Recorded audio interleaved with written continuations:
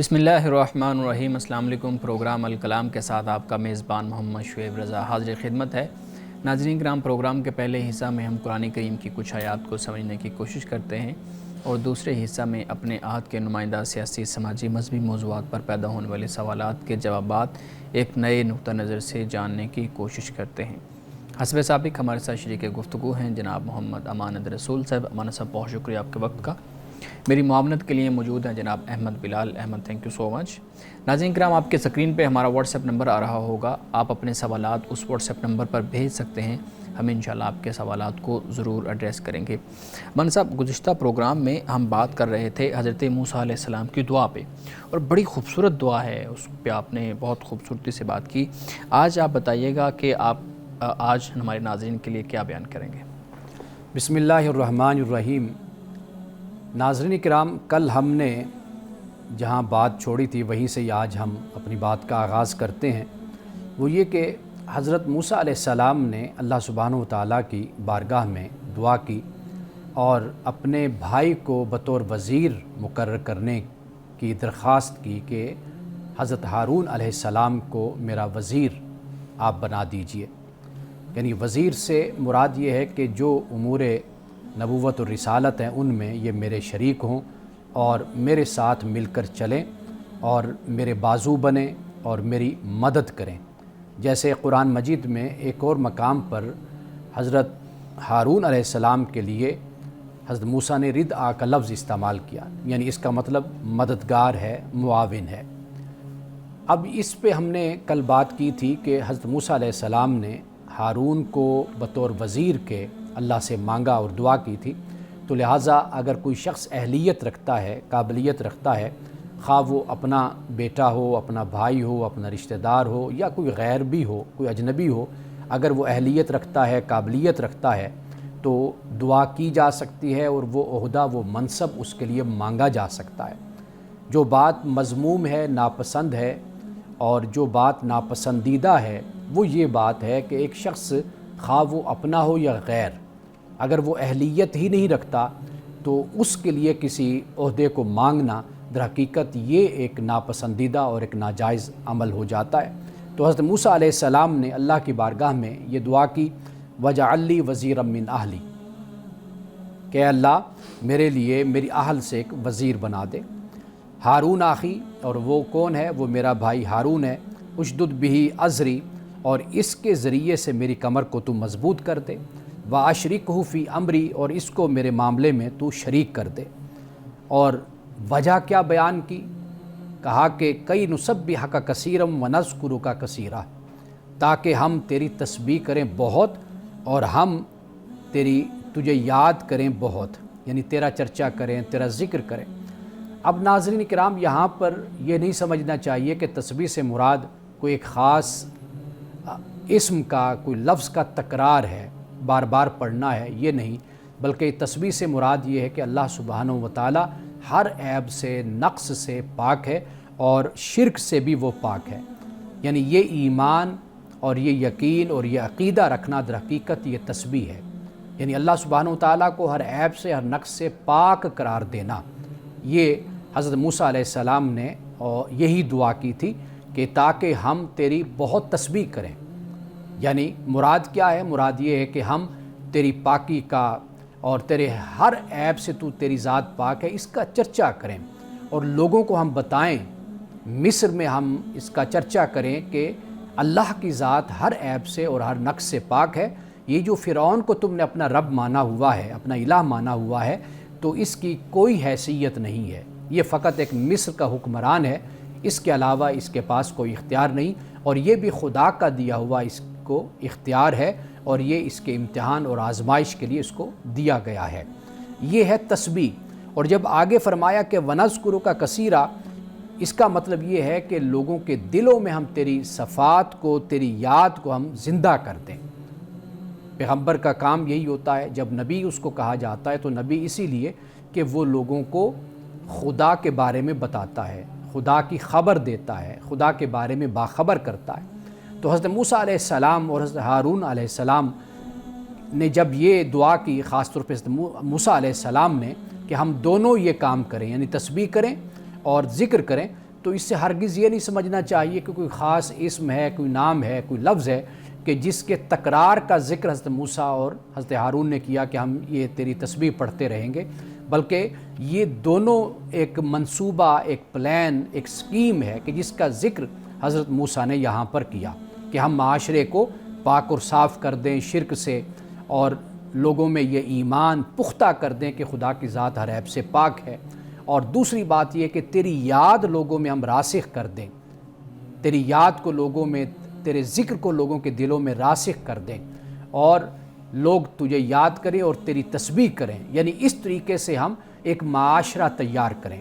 اب اس کے بعد حضرت موسیٰ علیہ السلام، اللہ پاک یہ فرماتا ہے کہ انک کنت بنا بصیرا، کہ بے شک ہم دیکھ رہے ہیں، بے شک تو ہم کو دیکھ رہا ہے، یعنی حضرت موسیٰ علیہ السلام اللہ کی بارگاہ میں یہ عرض کرتے ہیں بے شک تو ہمیں دیکھ رہا ہے۔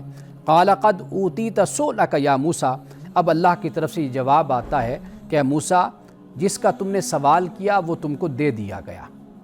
یعنی ناظرین کرام، اگر آپ ان تمام گزشتہ آیات کو پڑھیں، آپ دیکھیں تو آپ کو معلوم ہوگا کہ کیا کیا حضرت موسیٰ علیہ السلام نے مانگا، اور وہ سب کچھ اللہ نے کہا کہ اے موسیٰ ہم نے تجھ کو عطا کر دیا۔ اب اس کے بعد فرمایا وَلَقَدْ مَنَنَّا عَلَيْكَ مَرَّةً أُخْرَى، کہ ہم نے تمہارے اوپر ایک بار اور احسان کیا، یعنی ایک احسان کیا جس کا ذکر آگے آ رہا ہے کہ جو حضرت موسیٰ علیہ السلام پر اللہ نے احسان کیا تھا، ایک یہ احسان اللہ نے کہا کہ یہ دوسرا احسان ہم نے آپ پر کیا ہے، اور وہ احسان کیا ہے؟ یہ دعا کے نتیجے میں اللہ تعالیٰ نے حضرت موسیٰ علیہ السلام کو وہ سب کچھ عطا کر دیا جس کا سوال حضرت موسیٰ علیہ السلام نے اللہ سے کیا۔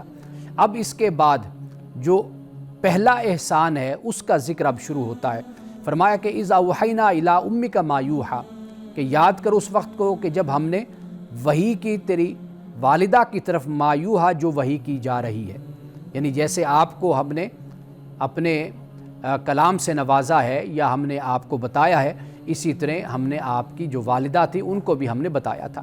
حضرت موسیٰ علیہ السلام کی والدہ کو جو اللہ کی طرف سے الہام دیا گیا یا دل میں بات ڈالی گئی تھی وہ اس لیے کہ پیغمبر سے متعلق تھی، تو یہاں پر وحی کا لفظ استعمال ہوا۔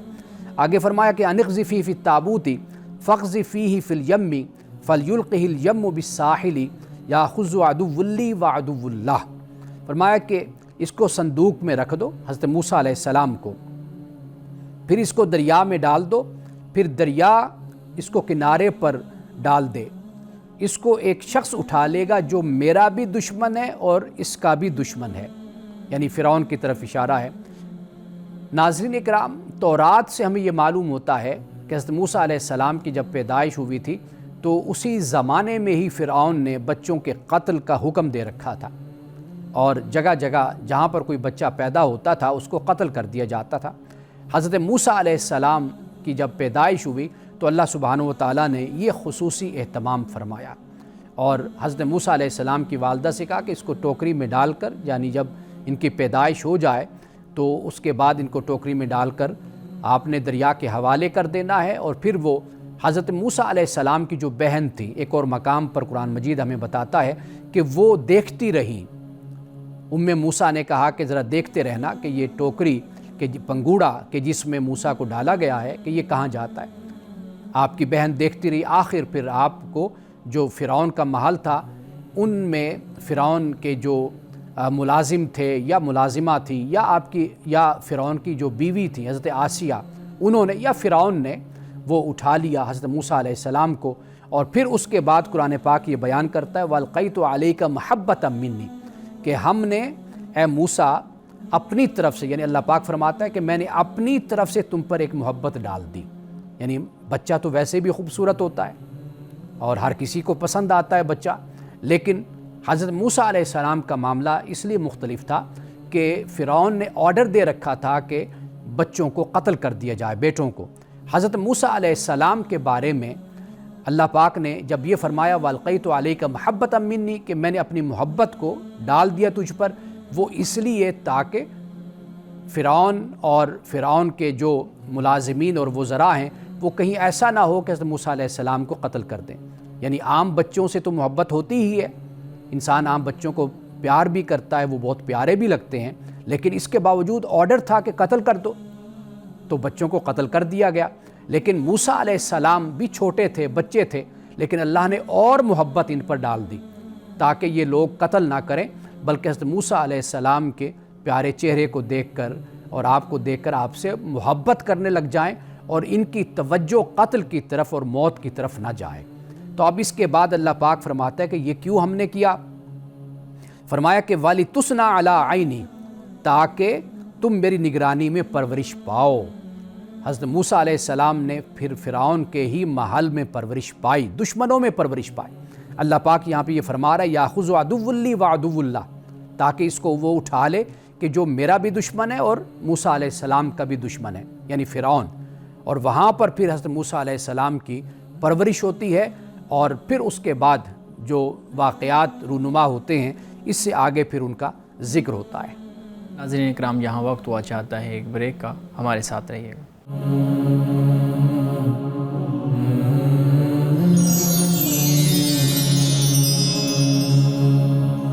ویلکم بیک ناظرین۔ امان صاحب بہت شکریہ، آپ حضرت ہارون اور حضرت موسیٰ علیہ السلام کا جو معاملہ ہے، جو حضرت موسیٰ علیہ السلام نے جو دعا کی اللہ رب العزت کی طرف سے، پھر اس کی قبولیت کا جو معاملہ ہوا سارا وہ آپ بیان کر رہے تھے۔ اچھا، یہاں پہ پھر ہم نے پچھلے پروگرام میں بھی، کل کے پروگرام میں بات کی تھی وزیر اور مشیر کی۔ میں رسول اللہ صلی اللہ علیہ وسلم کی سے منقول کچھ روایات پڑھ رہا تھا جس میں ایک جو مشیر ہوتا ہے اس کی اہمیت کو واضح کیا گیا، اور خاص طور پہ جو صاحب اختیار یا صاحب اقتدار جو لوگ ہیں ان کے لیے ایک مشیر کی، ایک بڑے صالح وزیر کی اہمیت کو واضح کیا گیا۔ آپ بتائیے گا کہ آج کے دور میں بھی ہمارے ہاں ارباب اختیار ہیں، صاحب اختیار ہیں، ان کو کس طریقے سے ان روایات سے یا اس واقعے سے سبق حاصل کرنا چاہیے کہ وہ ایک صالح اچھا مشیر رکھیں، وزیر رکھیں؟ کیونکہ ہم دیکھتے ہیں کہ بہت سے معاملات خراب بھی ہوتے ہیں، چیزوں کو سیٹل کرنے میں، چیزوں کو حل کرنے کے اندر بہت سے معاملات خراب ہوتے ہیں۔ تو کیسے صاحب اقتدار کو اس واقعے سے، ان روایات سے ایک سبق مل سکتا ہے؟ دیکھیے، جب ہم آج سے پہلے کا زمانہ دیکھتے ہیں نا، چند صدیوں پہلے کا زمانہ دیکھ لیں، اس وقت انسان کی جو متمدن جو زندگی ہے، تمدنی زندگی، یہ اتنی وسیع نہیں تھی۔ ٹھیک، یعنی اس سے متعلق سیاسی زندگی آپ دیکھ لیجئے، معاشی زندگی دیکھ لیجئے، اور مختلف اور اگر زندگی کے پہلوؤں کو اور شعبوں کو آپ دیکھیں، وہ اتنے وسیع نہیں تھے جتنے آج ہیں، اور جتنے ایڈوانس آج ہیں اتنے پہلے نہیں تھے۔ تو گویا کہ پہلے زندگی بہت محدود سی تھی۔ آپ کے اگر ایک دو مشیر بھی ہیں، مثال کے طور پر جو حکمران ہوتا تھا وہی چیف آف آرمی اسٹاف بھی ہوتا تھا، وہی قاضی بھی ہوتا تھا، جج بھی ہوتا تھا، وہی سپہ سالار بھی ہوتا تھا، سب کچھ وہی ہوتا تھا، ایک ہی شخص۔ جیسے حضور علیہ السلام کی ذات اقدس کو آپ دیکھ لیجئے، خلفائے راشدین کو آپ دیکھ لیجئے، اور بڑے زمانوں تک یہی صورتحال ہمیں نظر آتی ہے۔ لیکن آپ آج دیکھیے تو یہ ایک بڑی سہولت آج کے دور میں میسر ہے کہ جہاں پر وسعت پیدا ہوئی ہے وہاں پر آپ کو ہر شعبے کا ایک ایکسپرٹ جو ہے وہ آپ کو مل جاتا ہے۔ پہلے یہ صورتحال ہوتی تھی کہ لوگ بڑے ذہین، بڑے عقیل، بڑے دانا جو لوگ ہوا کرتے تھے وہ ایک وقت میں کئی ذمہ داریوں کو نبھا سکتے تھے یا وہ ماہر ہوتے تھے۔ لیکن اب تو یہ ہے کہ ایک شخص ہے، اس نے اپنے آپ کو ایک ہی شعبے کے ساتھ وقف کر رکھا ہے اور اسی کو ٹائم دیتا ہے، اس میں بڑی مہارت ہوتی ہے، بڑی ایکسپرٹی اس کو حاصل ہوتی ہے۔ تو ایک تو یہ بات ہے کہ بنیادی طور پر جو معاشرے خراب ہوتے ہیں، بگڑتے ہیں، وہاں پر کوئی اصول اور کرائیٹیریا نہیں مقرر کیا جاتا۔ کرائیٹیریا بھی ہو، کانسٹیٹیوشن بھی ہو، لاء بھی ہو، سب کچھ بھی ہو، لیکن اس کو پھر پامال وائلیٹ اس کو کیا جاتا ہے، جس سے صورتحال پھر بگڑتی ہے۔ ہمارے جو معاشرے ان کی پسماندگی کی بنیادی وجہ یہی ہے کہ یہاں پر آپ کو اقربا پروری آپ کو نظر آتی ہے، آپ کو یہ نظر آتا ہے کہ سیاسی مفادات ہیں وہ کیسے حاصل کیے جا سکتے ہیں، اپنے اقتدار کو کیسے مضبوط کیا جا سکتا ہے، مستحکم کیا جا سکتا ہے، اس بنیاد پر ہمارے ہاں یہ رویہ اختیار کیا جاتا ہے۔ اگر ایک جو کرائیٹیریا اور ایک جو معیار ہے، اگر ہم اس کو آج کے دور میں سمجھیں اور پیش نظر رکھیں، جیسے جمہوری ریاستیں ہیں، آپ دیکھ لیجئے، یورپ کو آپ دیکھ لیجئے، ہم اس کی مثال اس لیے دیتے ہیں کہ وہاں پر ایک طریقہ کار مقرر ہے کہ جس بنیاد پر لوگوں کا انتخاب کیا جاتا ہے، ان کو مقرر کیا جاتا ہے۔ تو اگر ہم بھی یہی چاہتے ہیں کہ بھئی ہمارے ملک میں حالات بہتر ہوں، تو پھر ہمیں جو کرائیٹیریا بنایا جاتا ہے نا، یعنی جو جس شعبے کا حقدار ہے اور جس میں جس کو مہارت ہے اس کو وہی ذمہ داری اس کو دی جائے، بے شک وہ کوئی بھی شخص ہو، تو وہ پھر ہمارے ہاں مختلف شعبوں میں بہتری آ سکتی ہے۔ یعنی مولانا صاحب یہاں پہ میں ایک چیز آپ کے سامنے رکھوں گا، ہم دیکھتے ہیں کہ جب بھی کوئی منسٹر کوئی وزیر بنایا جاتا ہے تو وہ بنایا تو مہارت کی بنیاد پہ ہی جاتا ہے، ہم جی دیکھتے ہیں کہ کرائٹیریا ہوتا ہے پورا، لیکن بڑے بڑے اداروں کے سربراہان کی بات اگر کر لیں وہ بھی ایسا ہی ہوتا ہے کہ جس کی زیادہ اسکل ہے ایکسپرٹیز ہیں اس کو بنایا جائے گا، لیکن ہم دیکھتے ہیں کہ جیسے ہی وہ اس عہدے پہ آتا ہے اس کے بعد پھر 1-2 سال بعد اس عہدے کی یا اس ڈپارٹمنٹ کی خرابی شروع ہو جاتی ہے اور پھر اس کے اوپر تہمتیں لگنا شروع ہو جاتی ہیں، پھر اس کے اوپر اعتراضات آنا شروع ہو جاتے ہیں، اور ہم دیکھتے ہیں کہ بہت پڑھے لکھے لوگ جو دنیا کی اچھی سے اچھی یونیورسٹیوں سے پڑھ کے آئے ہوتے ہیں وہ بھی آ کے اس سسٹم کے اندر اسی طرح ہو جاتے ہیں جس طریقے سے یہ سسٹم ہے۔ تو آپ کی جو بات ہے کہ ایک مشیر پڑھا لکھا ہونا چاہیے، اس کی مہارت ہونی چاہیے، اگر ہو بھی جائے گا تو پھر بھی ہمارے ہاں سسٹم تو پھر بھی نہیں ٹھیک ہو رہا۔ دیکھیے ہمارے ہاں جو سسٹم ہے، ایک تو ہے وہ جس پر ہم بات کرتے ہیں کولونیلزم کی، ایک تو اس کے اثرات اتنے ایک صدی گزرنے کو ہے، اس کے باوجود بھی ہمارے ہاں جو ریفارمیشن ہے، اصطلاحات ہیں وہ نہیں لائی گئی۔ مثال کے طور پر عدلیہ کے نظام میں آپ دیکھ لیجئے، تعلیم کے نظام کو آپ دیکھ لیجئے کہ جو ہمیں تبدیلی چاہیے وہ ہمیں تبدیلی نظر نہیں آتی۔ یہ تو اس کی اپنی جگہ خرابیاں موجود ہیں، لیکن بہرحال یہ ہے کہ اگر کوئی شخص اس بات کی ٹھانتا ہے اور نیت کرتا ہے تو ہم نے یہ بھی دیکھا ہے کہ وہ ڈیلیور بھی کرتا ہے، اور مختلف شعبوں میں ہی ہم نے دیکھا کہ جہاں پر ہم نا امید ہو جاتے ہیں، ہم دیکھتے ہیں کہ بھئی یہاں پر کچھ بھی بہتری نظر نہیں آتی، تو کئی دفعہ ایسے ہوتا ہے کہ کوئی شخص آتا ہے اور وہ ایمانداری کے ساتھ، جرت کے ساتھ اور حوصلے کے ساتھ کام کرتا ہے تو وہ اس میں بہتری بھی آنا شروع ہو جاتی ہے۔ تو میرا خیال ہے کہ مایوسی اور نا امیدی ہمیں نہیں رکھنی چاہیے، کوشش جاری رکھنی چاہیے۔ اس میں کوئی شک نہیں ہے کہ جو سسٹم ہے، جو نظام ہے، یہ جو لگا بندھا جس طریقے سے چل رہا ہے، اس میں اس لیول کی اور اس سطح کی بہتری جو ہم توقع رکھتے ہیں وہ کبھی بھی نہیں آ سکتی۔ بالکل صحیح ہے۔ اچھا مولانا صاحب ہم دیکھتے ہیں کہ آپ نے بات کی وَلَقَدْ مَنَّا عَلَيْكَ مَرَّةً أُخْرَىٰ، اللہ رب العزت کی طرف سے یہ وحی ہوئی، احسان کی بات ہو رہی ہے، اس میں وہ یاد دلایا جا رہا ہے کہ یہ ہوا یہ ہوا۔ آپ نے 2 احسانات کی بات بھی کی ہے۔ دنیاوی معاملات میں، دنیاوی امور کے اندر ہم دیکھتے ہیں کہ لوگ ایک دوسرے کے ساتھ اچھے تعلقات رکھتے ہیں، نیکی کرتے ہیں، ایک معاملہ اچھا چلتا ہے، ایک احسان والی صورت بنتی ہے، تو وہ کہیں نہ کہیں آ کے اس کو جتلانے کی بات جب ہوتی ہے تو وہ یہ چیز آتی ہے۔ پوچھنا میں یہ چاہ رہا ہوں کہ کسی کے ساتھ نیکی کرنے کے بعد اس کو یہ بتانا کہ کسی وقت میں نے تمہارے ساتھ یہ کیا تھا، یہ کوئی کبیرہ گناہ میں شمار ہوتا ہے؟ قرآن مجید نے سختی کے ساتھ اس سے منع کیا ہے، احسان جتلانے سے؟ جتلانے سے۔ بالمنی والاذی کے الفاظ آتے ہیں کہ بھئی یہ جو آپ کسی کے ساتھ نیکی کرتے ہیں، اور وہ مغفرت قرآن میں ہے خیر صدقۃ یتبعہ اذی واللہ غنی حلیم، یا ایھا الذین آمنوا لا تبطلوا صدقاتکم بالمن والاذی، کہ اپنے صدقات کو جو تم احسان کرتے ہو، نیکی کرتے ہو، خرچ کرتے ہو، تو اس کو ضائع نہ کرو من سے اور اذی سے، یعنی احسان جتلانے سے اور کسی کو تکلیف دینے سے کہ بھئی میں نے فلاں وقت میں تمہارے ساتھ یہ نیکی کی تھی۔ تو قرآن مجید نے اس سے منع کیا ہے۔ تو واضح بات ہے کہ اگر ایک انسان دوسرے کے ساتھ نیکی کرتا ہے، اچھائی کرتا ہے، اور وہ پھر اس کو جتلاتا ہے، تو اس کا مطلب یہ ہوا کہ اس نے اللہ کے لیے یہ کام نہیں کیا۔ اور قرآن پاک نے اسی مقام پر اسی بات کو بیان کیا ہے کہ جو یہ ریاکاری ہے، یہ ریاکاری کون کرتا ہے؟ وہ کرتا ہے کہ جو اللہ اور یوم آخرت پر ایمان نہیں رکھتا، یعنی وہ یہی چاہتا ہے کہ دنیا میں ہی میں دکھا دوں اور دنیا سے ہی عزت احترام اور اس کا بدلہ لے لوں، اور جو اللہ کے لیے کرتا ہے تو اس کا مطلب یہ ہے کہ وہ پھر ریاکاری نہیں کرتا۔ تو یہ ایسے چند خرابیاں ہیں، برائیاں ہیں کہ جنہیں قرآن پاک نے بیان کیا کہ جو انسان کے اعمال کو اور اچھے اعمال کو اکارت کر دیتے ہیں اور ضائع کر دیتے ہیں۔ بالکل صحیح۔ ناظرین کرام یہاں وقت ہوا چاہتا ہے ایک بریک کا، ہمارے ساتھ رہیے گا۔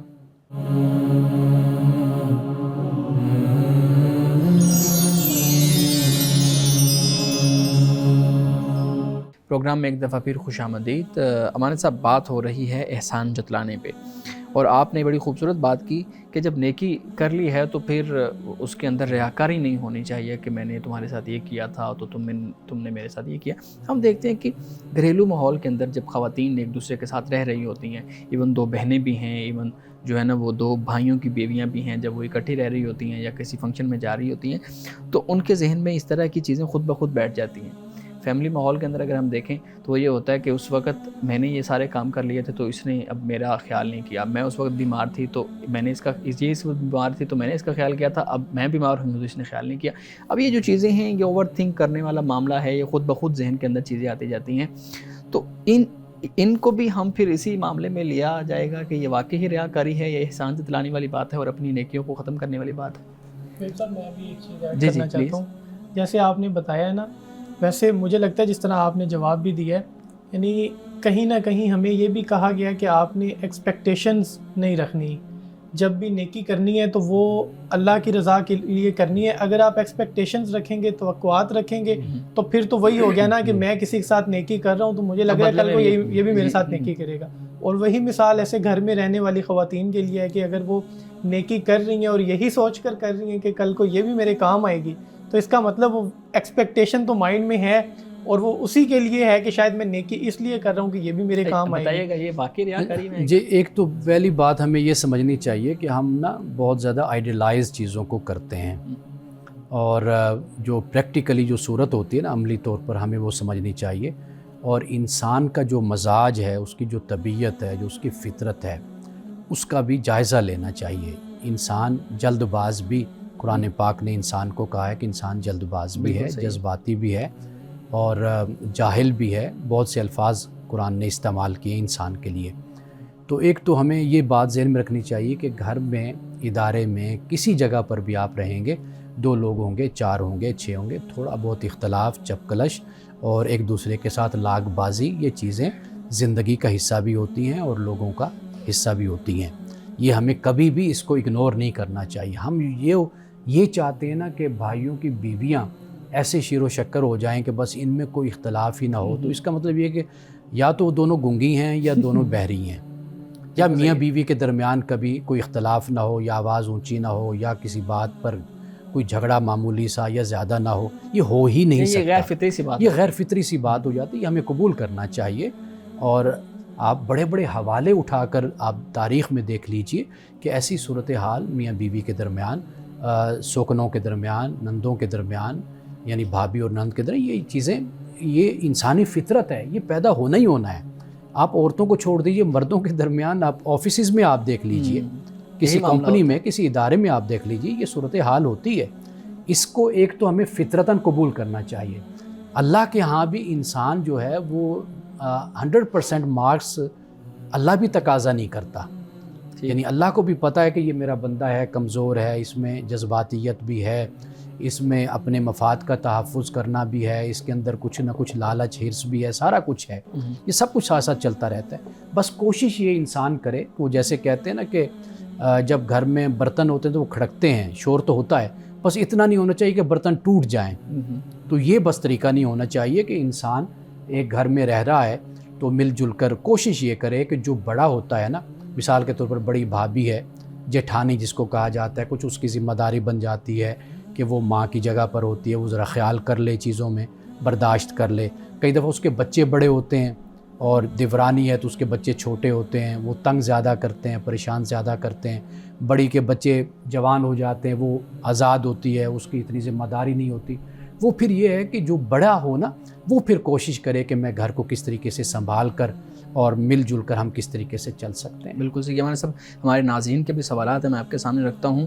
ایک سوال اسی سے متعلق ہے، میں سب سے پہلے وہ آپ کے سامنے رکھتا ہوں۔ کہتے ہیں جی، والد والدہ کی وفات کے بعد بڑا بھائی گھر کی ذمہ داریاں اٹھاتا ہے، شریعت کے مطابق یہ ذمہ داریاں اٹھانا بھائی کا فرض ہے، ضروری ہے۔ سوال یہ ہے کہ ان ذمہ داریوں کو پورا کرنے کے لیے بھائی بہنوں پر احسان جتلاتا ہے، تو کیا اس کا یہ احسان جتلانا ٹھیک ہے؟ والدین کے بعد اگر ذمہ داری اولاد پر آتی ہے، جیسے آپ نے ذکر کیا کہ بڑا بھائی ہے اس پر، اس میں کوئی شک نہیں ہے کہ یہ وہ ذمہ داری ہے کہ جو اس کے لیے ایک امتحان، ایک آزمائش ہے۔ اب اصل جو سوال کرنے والا ہے اس نے سوال کو پوری طریقے سے کھولا نہیں ہے، سامنے نہیں رکھا۔ یعنی ایسا بھی ہوتا ہے کہ ایک بڑا بھائی تو ہے اور بہنیں بھی بڑی ہیں اور بھائی بھی بڑے ہیں۔ اب وہ جو بہن بھائی ہوتے ہیں وہ اکثر طور پر چھوٹے ہونے کے ناطے ذمہ داریوں میں شریک نہیں ہوتے، معاملات میں شریک نہیں ہوتے، اپنی طرف سے ہاتھ نہیں بٹاتے، دلجوئی نہیں کرتے۔ وہ کہتے ہیں جی ہم اپنی طرز کی زندگی گزاریں گے، بس ہم بڑا بھائی اگر ہے تو وہ ہماری معاشی جو کفالت ہے وہ کرے، ہماری ضرورتوں کو پورا کرے۔ تو یہاں پر پھر اگر بڑا بھائی تنگ آ کر اگر ایسے چھوٹوں کو دو چار سنا دیتا ہے تو پھر حق ہے اس کا، کو بھی برداشت کرنی چاہیے۔ ماں باپ بھی تو سنا دیا کرتے ہیں، کہہ دیتے ہیں ایسی اولاد کو، تو یہ ایک دوسرا پہلو ہو جاتا ہے۔ تو جب تک سوال ہمارے سامنے کھل کر نہ آئے تو حضرت علی رضی اللہ تعالیٰ عنہ فرماتے ہیں کہ جب تک دونوں فریقوں کی صورت واضح نہ ہو اس وقت تک کوئی ایک فیصلہ کن رائے نہیں قائم کرنی چاہیے۔ بالکل صحیح ہے۔ اچھا دوسرا سوال ہے، کہتے ہیں جی امام کے پیچھے نماز پڑھ رہے تھے تو امام صاحب بھول گئے، کوئی رکعت آگے پیچھے ہو گئی شاید اس طرح، تو مقتدی نے پیچھے سے لقمہ دے دیا ہے، تو اب سجدہ صاف کرنا لازمی ہے یا نہیں؟ دیکھیے سوال ان کا یہ ہے کہ امام قرات کر رہا ہے تو قرات میں بھول جاتا ہے بالکل، تو مقتدی کو انتظار کرنا چاہیے۔ اچھا یعنی پہلی بات تو یہ ہے کہ اگر امام نے کچھ آیات تلاوت کر لی تو وہ رکوع کر لے، ٹھیک، اگر نہیں کی تو کسی اور مقام سے پڑھ لے۔ صحیح۔ ضروری تو نہیں ہے کہ جس جگہ پر وہ پڑھ رہا ہے اسی کو ہی بار بار پڑھے اور پھر بار بار غلطیاں بھی کرتا رہے۔ تو اگر مقتدی نے پیچھے سے بتا بھی دیا ہے تو اس سے نماز پر کوئی اثر نہیں ہے، سجدہ صاحب نہیں کریں گے، نماز ہو جائے گی۔ بالکل صحیح ہے۔ جی بلال صاحب پلیز زبان صاحب کے سامنے سوال رکھیے گا۔ سر میں یہ پوچھنا چاہتا ہوں کہ اسلام میں مذاق کس حد تک جائز ہے؟ آپ کسی دوسرے کے ساتھ مذاق کر رہے ہیں، مذاق میں کوئی بات کر رہے ہیں، تو کیا لیمٹس ہیں جن کو کراس نہیں کرنا چاہیے؟ جو اخلاقی حدود ہیں بس ان کو کراس نہیں کرنا چاہیے، یعنی دوسرے کے جذبات اور احساسات کو پامال نہیں کرنا چاہیے، دل نہیں ٹوٹنا چاہیے، دوسرے کی بے عزتی نہیں کرنی چاہیے، دوسرے کی رسپیکٹ کے ساتھ، عزت کے ساتھ، ہونی چاہیے، تضحیق، صحیح لفظ یہی ہے، تضحیق نہیں ہونی چاہیے۔ تو اخلاقی حدود کو قائم کرتے ہوئے آپ جو بھی مذاق کریں وہ جائز ہے۔ اچھا مولانا صاحب یہاں پہ ایک یہ بھی چیز آتی ہے، جب آپ نے یہ تضحیق کا لفظ میں نے بولا ہے تو اس میں یہ ہوتا ہے کہ دوست آپس میں گفتگو کر رہے ہیں، ایک دوسرے کے ساتھ مذاق کر رہے ہیں، تو ایک دوست جس کا ٹیمپرامنٹ کوئی اتنا مضبوط، چلیں ہم نہیں کہہ لیتے ہیں کہ اتنا مضبوط نہیں ہے کہ وہ چیزوں کو برداشت کرے، بہت زیادہ سینسٹیو ہے، چلیں یہ زیادہ مناسب لفظ ہے، تو اس کے ساتھ مذاق کرتے ہیں اور دوسرے کیا کہتے ہیں یار اس کے ساتھ تو جو ہے نا وہ مذاق کرنا ہی ہے جی بھائی، یہ تو چھوٹی سی بات پہ جو ہے نا وہ برا مان جاتا ہے یا فیل کر جاتا ہے۔ اب یہاں پہ وہ سینسٹیو زیادہ ہے، دوسرے سینسٹیو کم ہیں، اب یہاں پہ پھر کس طرح سے اس چیز کو دیکھا جائے گا کہ کون سی چیز اخلاقیات پہ آ رہی ہے کون سی نہیں؟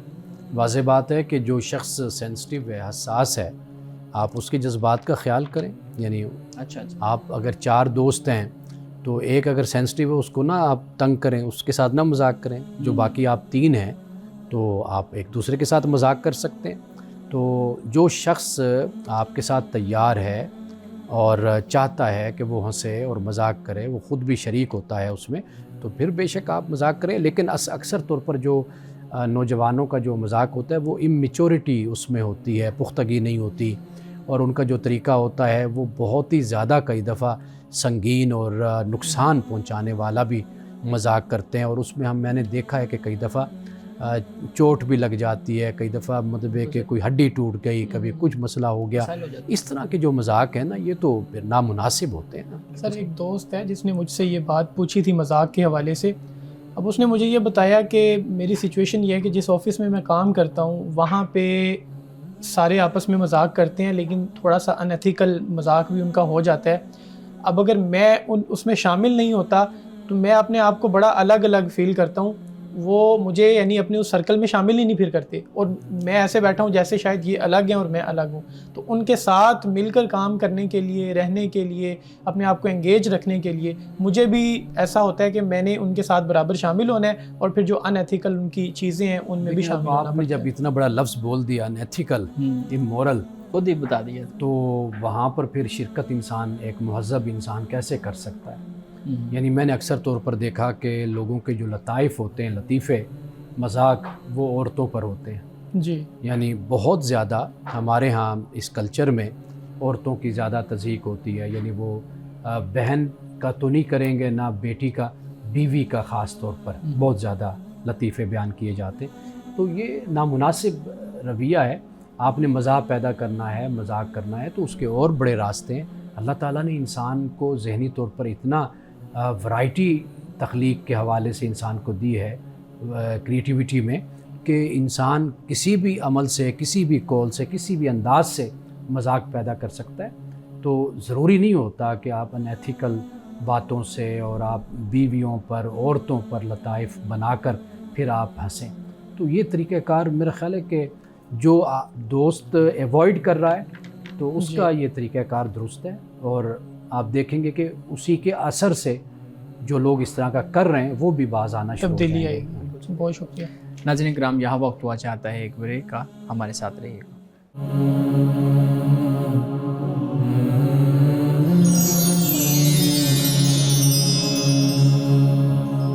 ویلکم بیک ناظرین. جی بلال صاحب پلیز. سر یہ بتائیے گا کہ زیادہ ہنسنے سے دل مردہ ہو جاتا ہے؟ زیادہ ہنسنا کوئی چیز بھی, وہ جو انگلش میں کہتے ہیں کہ excess of everything is bad, جی تو ہمارے استاد تھے وہ کہا کرتے تھے excess of everything including violence. یہ وائلنس تک معاملہ چلا جاتا ہے. تو ہر کام ایک حد میں ہی اچھا لگتا ہے, یہاں تک کہ ایون کہ اگر کوئی نیکی بھی آپ کر رہے ہیں, مثال کے طور پر اللہ نے آپ کو مال اور دولت سے نوازا ہے تو اس میں بھی افراط و تفریط سے منع کیا گیا نا. یعنی یہ نہیں کہ آپ اپنی ساری دولت اٹھا کے تقسیم کر دیں اور خود آپ پھر تنگ دست ہو کر بیٹھے ہوں اور آپ کے بچے بھی. تو یہاں پر بھی نیکی کے معاملے میں بھی ہمیں اعتدال کی تعلیم ہے. تو جب ایسے معاملات ہیں جیسے ہنسنا ہے اور دیگر معاملات, ان میں اعتدال جو ہے وہ ضروری ہے. جی سر یہ بتائیے گا کہ جو لوگ جعلی ڈگری لے کر یا پھر سفارش پر کوئی نوکری میں کسی نوکری میں بھرتی ہو جاتے ہیں, نوکری حاصل کرتے ہیں, تو ان کی جو انکم ہے, کمائی ہے, وہ حلال ہوگی؟ اب یہ ایک بڑا مشکل سوال ہے. ہمارے ہاں جی جو صورتحال ہے اس میں اب تو خیر کافی حد تک کنٹرول اس چیز پر ہو گیا کہ جب سے یہ آئی ٹی کا سارا نظام آ گیا, ڈیجیٹلائز ہوئی ہیں ڈیجیٹلائز ہوئی ہیں, Digitalize. اس کی وجہ سے کافی حد تک اس پر کنٹرول تو ہو گیا. لیکن بہرحال یہ ہے کہ یہ جو فعل ہے یہ ناجائز ہے, دھوکہ ہے, کہ جس کے ذریعے سے آپ کسی کا حق مار رہے ہیں اور آپ اس کے ایلیجیبل نہیں ہیں, اس کی اہلیت نہیں رکھتے, آپ وہ حق وصول کر رہے ہیں اور پھر اسی کو لے کر آپ آگے چل رہے ہیں. تو واضح بات ہے کہ ہم یہی کہیں گے کہ بھئی یہ ناجائز اور حرام عمل ہے, دھوکہ دہی دوسروں کے ساتھ کرنا, اور پھر اس بنیاد پر آپ کما رہے ہیں, اکٹھا کر رہے ہیں. جب بنیاد ہی غلط ہو گئی تو پھر وہ عمارت کیسے ساری درست کھڑی ہوگی. لیکن سر یہاں پہ ایک سوال یہ بھی پیدا ہوتا ہے نا کہ پاکستان کا یہ سسٹم اتنا کمپلیکس ہے کہ یہاں پر جو یعنی نااہل لوگ ہیں ان کو زیادہ سپیس مل جاتی ہے, جن کے تعلقات اچھے ہیں, اور جو اہل ہیں وہ بیچارے پس جاتے ہیں, ان کو مواقع اس طرح سے ملتے ہی نہیں ہیں. اچھا دوسرے اس میں معذرت میں یہ چیز ایڈ کر دوں, ایک ہوتا آپ کا لیگل کام. اچھا لیگل کام بھی آپ کا نہیں ہو رہا ہوتا جب تک آپ کسی بڑے کا فون نہ کروائیں. مثال کے طور پہ ہم آفسز میں جاتے ہیں, کہتے ہیں یار اس کا فون کروا دے تو کام ہو جائے گا. اب وہ فون کروانا ضروری ہے, یعنی سفارش کرنا یا چلیں کوئی پیسے دینا یا کوئی اس طرح سے کوئی چیز دینا لیگل کام ہے میرا, لیکن اس کے باوجود یہ صورتحال. دیکھیے اب یہ دو صورتیں بن گئی نا. ایک تو ہے کہ ایک شخص مثلا اس کو وہ میٹرک پاس بھی نہیں ہے اور وہ ایم اے کی ڈگری لے رہا ہے, جی ایک تو یہ صورت بن جاتی ہے. یہ تو بالکل ہی غلط ہو گیا. جس طرف شعیب صاحب اشارہ کر رہے ہیں وہ یہ ہے کہ مثال کے طور پر آپ کسی کا حق بھی نہیں مار رہے اور آپ کو آپ کا حق بھی نہیں مل رہا اور آپ ڈیزرو بھی کر رہے ہیں, تو آپ اپنا کام لینے کے لیے, اپنا حق لینے کے لیے اگر وہاں پر دیتے ہیں رشوت, آپ لے نہیں رہے, آپ دے رہے ہیں اور مجبوری میں دے رہے ہیں, تو اس کو تو علماء نے پھر جائز قرار دیا کہ صرف اپنا حق لینے کے لیے. لیکن وہاں پر کہ جہاں پر آپ کسی کو نقصان بھی نہیں پہنچا رہے, کسی کا حق بھی پامال نہیں کر رہے اور آپ حقدار بھی ہیں, اور معاشرہ اور سماج اور نظام اتنا کرپٹ ہے کہ جہاں پہ آپ جائز ہونے کے باوجود آپ کو حق نہیں مل رہا, تو وہاں پر آپ پھر پیسے دے کر اگر آپ حق لیتے ہیں تو آپ لے سکتے ہیں. اچھا آپ کے اس جواب پہ بہت سے لوگ یہ کنسیڈر کر سکتے ہیں کہ اگر ایک جگہ پہ 200 ویکینسیز ہیں اور 1000 لوگ وہاں پہ اپلائی کر رہے ہیں جن کے پاس ڈگریز ہیں جو ایلیجیبل ہیں اپلائی کرنے کے, اوریجنل ڈگریز ہیں, تو وہ تو سارے ہی کہیں گے کہ ہم اہل ہیں اس کے اور ہم تو رشوت دے کے اگر لگ جائیں گے تو ہمارے لیے تو جائز ہے کیونکہ ہم نے اتنی محنت کی ہوئی ہے. اب اتنی آگے کیپیسٹی نہیں ہے اور لوگ بہت زیادہ ہیں, یہ بھی تو پاکستان کا ایک مسئلہ ہے. دیکھیے جو آپ نے پہلے بات کی تھی نا, میں نے اس کا جواب دیا. اب یہ جو صورتحال بیان کر رہے ہیں آپ, یہ بالکل اس سے مختلف معاملہ ہو جاتا ہے. تو یہاں پر جب سارے لوگ ایک ہی طرح کے ہیں تو یہاں پر یہ بھی مسئلہ کوئی نہیں ہو رہا کہ کوئی رشوت دے رہا ہے لے رہا ہے. اصل چیز یہ ہے کہ آپ اپنی باری کا انتظار کریں, جو میرٹ ہے اس پر آپ چلیں اور اسی کے مطابق اگر آپ کو آپ کا حق ملتا ہے تو آپ وصول کریں, نہیں ہے تو آپ اس کو چھوڑ دیں. اور ज़िंदगी के बहुत से मौक़े और शोबे हैं, आप उस तरफ जा सकते हैं। सर ये बताइएगा कि ऐसा कारोबार जो लीगल नहीं है, हलाल नहीं है, उसकी अगर कोई शख्स नौकरी कर रहा है, अब जो नौकरी कर रहा है उसको ऐसा कोई इल्लीगल काम नहीं करना पड़ रहा, लेकिन वो वहाँ पे नौकरी ज़रूर कर रहा है, तो उसकी नौकरी जायज़ और सही तस्वुर होगी? देखिए, ऐसी कंपनीज़ वहाँ पर जायज़ सूरतें भी मौजूद होती हैं जी। अगर वो उसमें काम कर रहा है तो ठीक है, उसका काम चल रहा है। नहीं, मिसाल हम ले लेते हैं जैसे सिक्योरिटी गार्ड है किसी ऐसी बिल्डिंग की। मैं एक जनरलाइज करके मैं बात कर रहा हूँ, यानी मिसाल के तौर पर कोई कंपनी है, एक काम है जो नाजायज़ हो रहा है, एक काम है जो बिल्कुल जायज़ है, हलाल है, अगर उसकी वहाँ पर नौकरी है तो सुबहान अल्लाह, तो वो अपना काम करता रहे।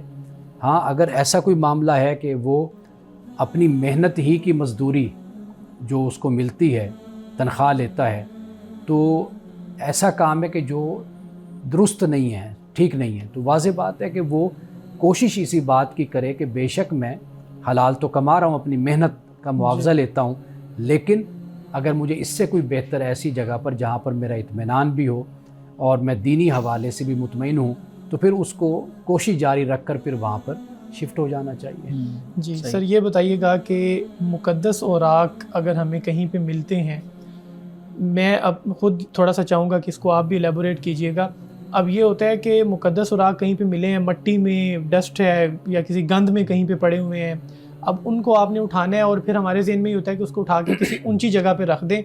फ़िलहाल हम रख दें, हमारी नज़र में वो ऊंची जगह पे हो जाए, बाद में बेशक हवा चले और वो वहाँ से उड़ जाए या जो भी हो उसके साथ। दूसरी चीज़ ये है कि फिर मुक़द्दस औराक इंग्लिश में भी हो सकते हैं, किसी और ज़ुबान में भी हो सकते हैं, और हमें जगह जगह पड़े हुए अखबारात नीचे बहुत सारी चीज़ें मिलती हैं। तो इस बारे में बताइएगा कि लोग क्या करें, क्या अब हर चीज़ को उठा के वो किसी ऊंची जगह पर रखना शुरू कर दें? अच्छा, मामला असल ये है कि लोगों को इसके बारे में एक एजुकेट करना चाहिए। हमारा काम ये है कि हम नसीहत करें, और बाकी जो मामला होता है ना, वो इंसान पे ख़ुद डिपेंड करता है कि वो किस तरीके से उसकी हिफाजत करता है। अब ये जो जुज़ियात में हम उलझ कर फिर उसके जवाब की तरफ हम जाते हैं ना, तो उससे मामला मज़ीद उलझता है, सवाल पे सवाल, सवाल पे सवाल आता है। बिल्कुल। असल बात इतनी है कि भाई कोई मुक़द्दस चीज़ है, आपके लिए काबिल एहतराम है, आप उसकी इज़्ज़त करते हैं और आप ये समझते हैं कि भाई ये मुझे इसका अदब करना चाहिए, तो आप उसको उठाकर आप किसी जगह पर, बुलंद जगह पर रख देते हैं कि लोगों की पाँव से बच जाए, कदमों से बच जाए। तो आप इस हद तक लोगों को एजुकेट कर सकते हैं। बाकी जो मामला जिसने करना होता है वो देख लेता है कि भाई मैं इसको किस तरीके से कहाँ पर रखूँ, मैं क्या इसको जी करूँ। बिल्कुल। अगर कोई नहीं रखता, कोई बस इग्नोर करता है, क्योंकि दिन में बहुत जगह आपको बहुत दफ़ा इस तरह का मौका मिलता है, तो अगर हम इग्नोर करते जाएंगे गुनाहगार तो नहीं होंगे? अभी अल्लाह सुब्हानहू व तआला जानता है इस मामले में। अब दो चीज़ें होती हैं ना, एक तो होता है ना कि जानबूझकर तौहीन करना किसी चीज़ की, ये एक अलहदा बात है। एक है कि वैसे ही इंसान ये समझता है कि वो वक्त नहीं या किसी और वजह से वो उठा नहीं सकता, ये दूसरी बात हो जाती है। हम असल में दोनों चीज़ों को मिक्सअप कर देते हैं। जहाँ एक शख्स नाउज़ बिल्लाह तौहीन के नुक्ता नज़र से या गुस्ताखी के नुक्ता नज़र से एक रवैया इख्तियार करता है, वो एक बहुत मुख्तलिफ़ चीज़ होती है। एक है कि इंसान किसी गफलत से या किसी और वजह से ऐसा काम करता है, तो वो खुदा के हैं ये दोनों बराबर नहीं हैं। तो अल्लाह ताला माफ़ करने वाला है। वन से आज के हदीस मुबारक का बयान कीजिएगा। हज़रत राफ़े बिन खदीज रज़ियल्लाहु ताला अन्हु से ये रिवायत है और मिशकात शरीफ की यह हदीस है कि आपसे पूछा गया कि ए अल्लाह के रसूल, सबसे ज़्यादा अच्छी कमाई कौन सी है? आपने फरमाया कि आदमी का अपने हाथ से काम करना और वो तिजारत जिसमें ताजिर बेईमानी और झूठ से काम नहीं लेता। ये दो बातें रसूलुल्लाह ने फरमाई कि ये असल सबसे अच्छी कमाई है। एक क्या कि इंसान मेहनत करता है, मुशक्क़त करता है, अपने आप को मसरूफ़ रखता है, कमाता है, और दूसरा फरमाया कि ताजिर है, तिजारत करता है, और उसकी तिजारत दो चीज़ों से पाक है। एक तो बेईमानी नहीं करता, यानी मिलावट नहीं करता। दूसरी बात फरमाई कि झूठ, इससे बचता है। तो रसूलुल्लाह ने फरमाया कि ये सबसे अच्छी कमाई है। नाज़रीन किराम, इस दुआ के साथ अपने प्रोग्राम का इख्तिताम करेंगे। अल्लाह रब्बुल इज़्ज़त हुस्न कलाम और तासीर कलाम अता फरमाए, हमारी ज़ुबान की गिलों को खोल दे और सुनने वालों तक खैर का पैगाम पहुँचे। इजाज़त दीजिए, खुदा हाफिज़।